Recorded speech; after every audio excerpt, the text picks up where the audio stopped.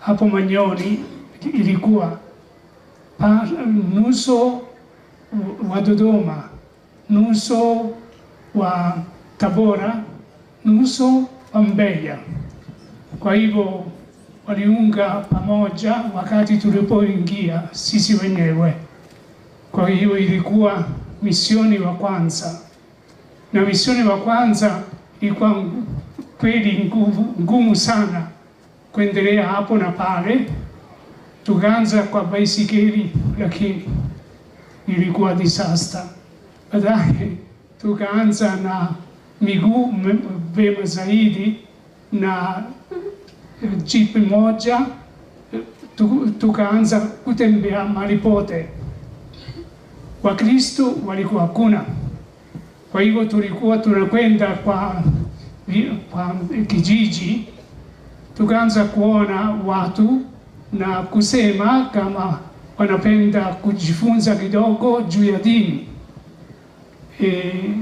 Tukachukua wale ambao walikuwa na nia ya kujifunza na tukaanza kufundisha.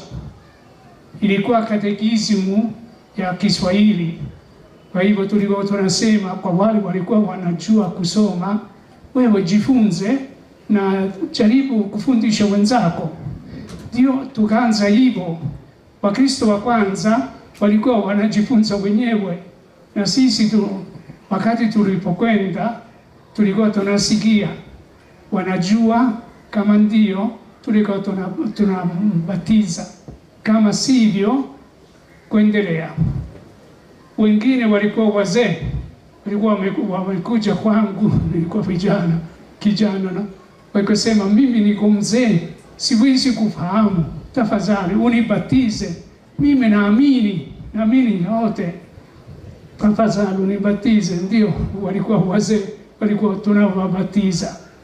Kwa muda mfupi Wakristo walikuwa wengi, kila mwaka karibu 1000 walikuwa tunabatiza. Walikuwa hodari kweli.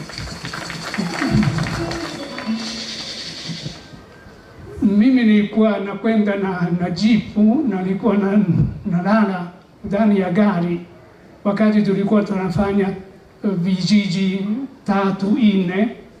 Nilikuwa na gari na kuambia hadithi moja. Nilipofika mahali fulani, nikaona hakuna miti. Ndio nikasema hapo naweza kulala, sababu kesho nitakwenda kwa kijiji nyingine kilomita 30. Hapo tuko katikati. Baadaye nikaenda kuona mahali pengine. Nakumbuka ilikuwa mwisho wangu. Walikuwa simba wawili, moja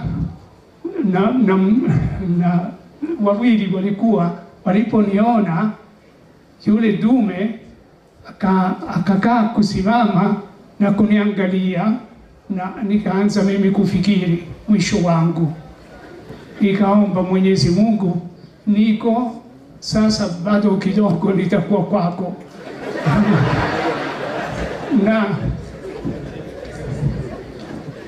yule wa kike akafanya vile kusimama na kuniangalia na kusema tuko. Kwa hivyo ilikuwa nafikiri mwisho wangu hapo, Mungu wangu unihurumie. Na nikasimama pale na kufikiri, leo hii niko mbele ya Mungu, nitasema aje unisamehe. Nilipokuwa hivyo, nikaona kama yule dume akakaa na kuanzia kukaa pamoja na mwenzie jike. Na mimi nikarudi pole penye gari, nikaanza ya kwanza, ya pili, ya tatu, ya 4, moja kwa moja kilomita, sababu nikasema Mwenyezi Mungu, asante, niko bado mzima. Kwa hivyo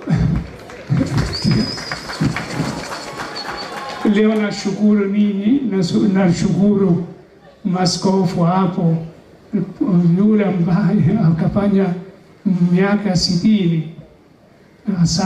Asante sana. Na kwa hivyo yeye alizaliwa wakati sisi tulipofika hapo, ndio sala zetu akawa askofu.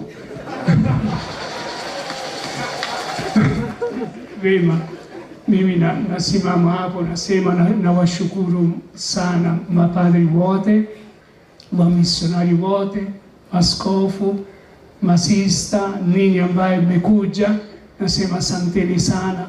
Tujaribu kuendelea vizuri na kusali, sababu sala tu anaweza kutusaidia. Asanteni sana.